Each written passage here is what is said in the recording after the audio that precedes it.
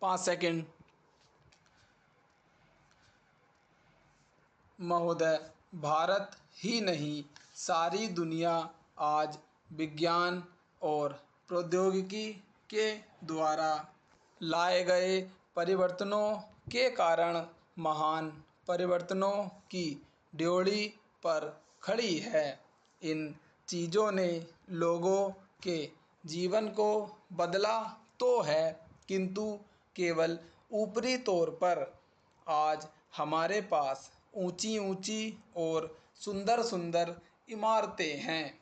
खेती-बाड़ी के कुछ आधुनिक तरीके भी हमें मालूम हैं, लेकिन आज हमें एक नए प्रकार के मानव की आवश्यकता है।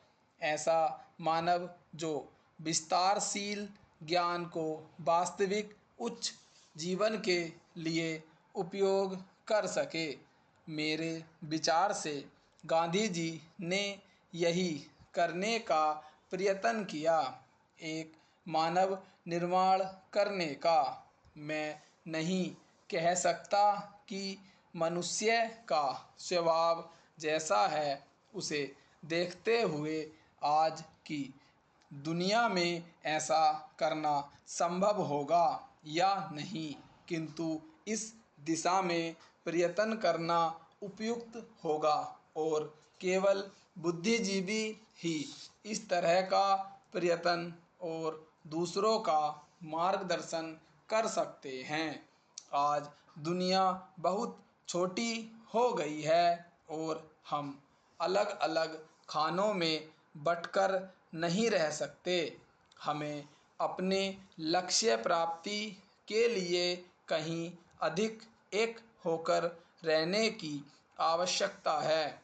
हम लोकतंत्र में विश्वास करते हैं, एक तो संसदीय प्रणाली की सरकार के अर्थ में, दूसरे उस तरीके में जिस तरीके से हम अपनी पार्टी में और अन्यत्र काम करते हैं। पर लोकतंत्र रूपी हमारा ताज़ा पानी कभी कभी जातिवाद, सांप्रदायिकता और सामाजिक रीति रिवाजों इत्यादि के सड़ते गड्ढों में बंद हो जाता है। आपके पास लोकतंत्र है, आपके पास वोट देने का अधिकार है, या आप अपने विचारों को खुलकर प्रकट कर सकते हैं। इन सब के तब तक कुछ अर्थ नहीं होते जब तक आप इस प्रक्रिया से सामाजिक जीवन में परिवर्तन की नई धाराएं उत्पन्न नहीं कर देते, जो हमारे लोगों के हर वर्ग और स्तर में समा जाए। प्रस्ताव पास कर देना बहुत सरल है, पर उसका कार्यान्वयन करना सरल नहीं।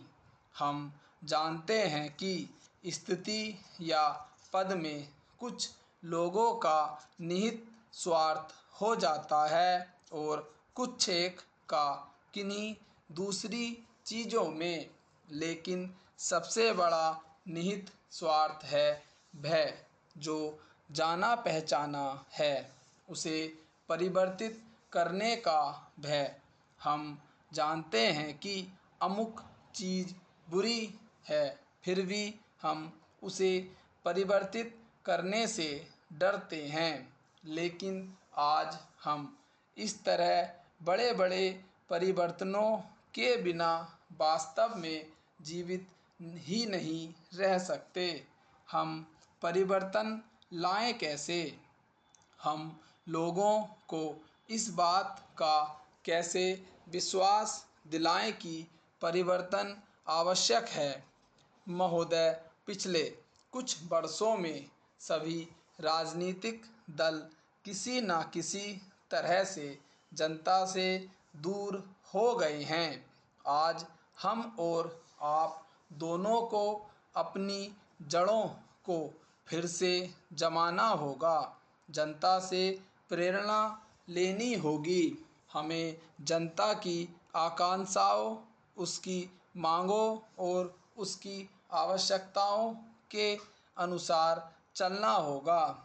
अपने देश के विशाल आकार के कारण यह बहुत बड़ा काम है, लेकिन उस आदमी के लिए कुछ भी असंभव नहीं जिसने कुछ करने के लिए कमर कस ली हो।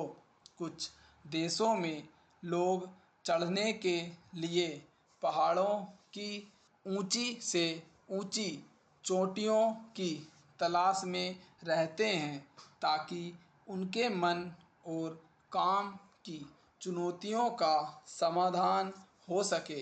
कुछ दूसरे छोटी छोटी नावों में सागरों और महासागरों को पार करने के लिए निकल पड़ते हैं। ये सब असाधारण उद्यम है, किंतु हमारी चुनौतियां तो हमारे दरवाजे पर ही दस्तक दे रही है। हमें ऊंचे ऊंचे पर्वतों पर या गहरे सागरों तक जाने की आवश्यकता नहीं। हमारे हर गांव में गरीबी है और घर घर में जात पात है।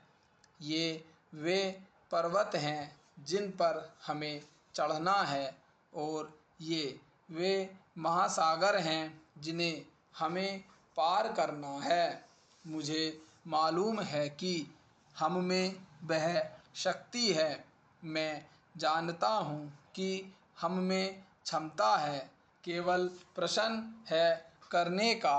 और मैं आशा करता हूँ कि यह सम्मेलन उस दिशा में ले जाने वाला एक छोटा सा कदम होगा। आदमी के चंद्रमा पर पहुंचने के बाद किसी ने कहा था कि वह कदम रखने वाले के लिए छोटा सा कदम है, किंतु मानव जाति के लिए बहुत बड़ा कदम था। अतः मेरे विचार से आप कह सकते हैं कि आपके लिए यह छोटा कदम होगा, लेकिन यदि आप सफल हुए तो भारत के लिए यह महान कदम होगा। मैं आशा करता हूँ कि आप इसे ध्यान में रखेंगे और दूसरों में उत्साह पैदा कर सकेंगे, क्योंकि किसी भी तरह की उपलब्धि के रास्ते में सबसे बड़ी बाधाओं में से एक है हमारे बुद्धिजीवियों, हमारे पत्रकारों इत्यादि में व्याप्त अविश्वास या संदेह वृत्ति। इस बाधा को हटाना होगा। हमें अपने उत्साह को पुनः स्थापित करना होगा और उससे उत्पन्न होगा वह साहस, धैर्य और संकल्प शक्ति जो उन बहुत सी चीज़ों को प्राप्त करने के लिए आवश्यक है, जो हमें प्राप्त करनी ही चाहिए। जब कभी राजनीतिक जीवन और बौद्धिक जीवन में निकट का संबंध रहा है तो दोनों को लाभ पहुंचा है। स्टॉप।